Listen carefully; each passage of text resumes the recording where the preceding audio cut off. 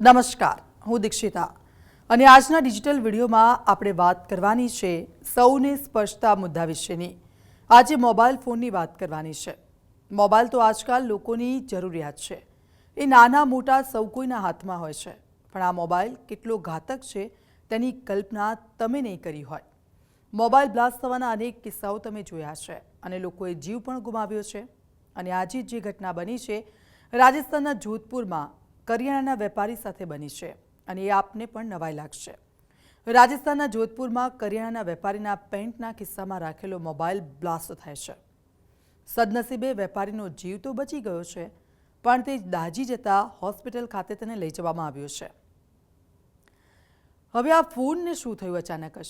તો ફોન ન તો ઓવરહીટ થયો હતો, ન તો 100% ચાર્જ હતો, તો પછી કેમ ફાટ્યો? આ દુર્ઘટનાએ સ્માર્ટફોન યુઝર્સની ચિંતા વધારી દીધી છે, કારણ કે વેપારીના મતે ફોનમાં બ્લાસ્ટ થવાના કોઈ સંકેત તેમને મળ્યા નહોતા।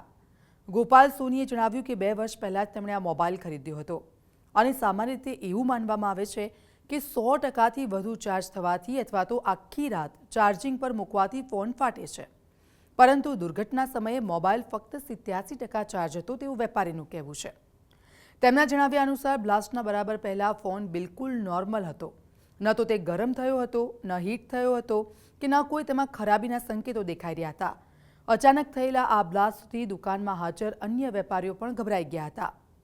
પરંતુ આમ તો મોબાઈલ ફાટવાનું મુખ્ય કારણ બેટરીમાં થતું ઓવરહીટિંગ હોઈ શકે છે અને હવે અમે આપને બતાવીશું કે મોબાઈલ કઈ રીતે ફાટે છે અને તમારે શું ધ્યાન રાખવાનું છે। તો આપણે કયા ચાર્જરનો ઉપયોગ કરવાનો છે તો જેનાથી બેટરી પર ખરાબ અસર ન પડે। ફોન ચાર્જમાં હોય ત્યારે ગેમ રમવી કે ભારે એપ્સ ચલાવવી ન જોઈએ, જેનાથી પણ પ્રોસેસર અને બેટરી બંને એકસાથે ગરમ થાય છે અને તેનાથી પણ આવું બની શકે છે।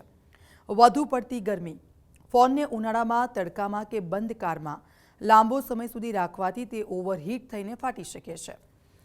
ત્યાર પછી ખરાબ કે જૂની બેટરી ફોન પડી જવાના કારણે બેટરીને આંતરિક નુકસાન થતું હોય છે, અથવા તો બેટરી જૂની થઈ ગઈ હોય તો તે ફૂલી જાય છે અને તે પણ બ્લાસ્ટનું એક કારણ માનવામાં આવે છે। સારી ગુણવત્તા વગરનું પાવર બેંકથી ચાર્જ કરવો। જો તમારો ફોન કે ફોનના હાર્ડવેર બગડી શકે છે જો તમે સારી ગુણવત્તાનું ચાર્જર યુઝ ન કર્યું હોય તો આટલી બાબતો તમારે ધ્યાનમાં રાખવાની છે કે તમે ફોનને ચાર્જ કઈ રીતે કરો છો, તમે કયું ચાર્જર યુઝ કરો છો। આ તમામ બાબતો ધ્યાન રાખશો તો તમે તમારું જીવન બચાવી શકો છો। તો આવા જ વિડીયો માટે આપ જોડાયેલા રહો ઝી 24 કલાકના ડિજિટલ પ્લેટફોર્મ સાથે। નમસ્કાર।